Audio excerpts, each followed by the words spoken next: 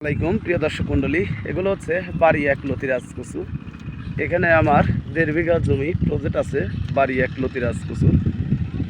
বাড়ি এক লতিরাজ কচুতে দেখেন কি সুন্দর লতি বের হয়। প্রত্যেকটি লতি লম্বা, কি সুন্দর লতির সাইজগুলি দেখেন, যে দেখা যাচ্ছে প্রত্যেকটি গাছেই দেখেন সুন্দর লতি।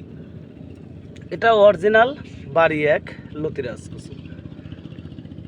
এটা লাগানোর নিয়ম, লাইনে 1 হাত পরপর আর এক লাইন থেকে আরেক লাইন 1.5 হাত পরপর এই কচু চারা রোপণ করার নিয়ম।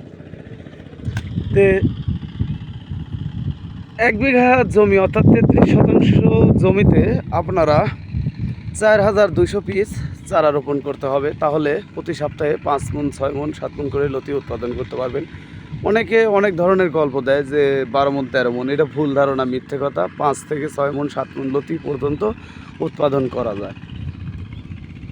আর এই লতি আপনারা ডিএপি সার সবসময় ব্যবহার করবেন, ইউরিয়া সার ব্যবহার করবেন, প্লাস সাথে 10টা আপনারা ব্যবহার করবেন। তাহলে একটি ভালো বেনিফিট আপনারা পাবেন। যে লতিগুলি দেখেন প্রত্যেকটি গাছে কি সুন্দর লতি, এরকম লম্বা লম্বা লতি হবে।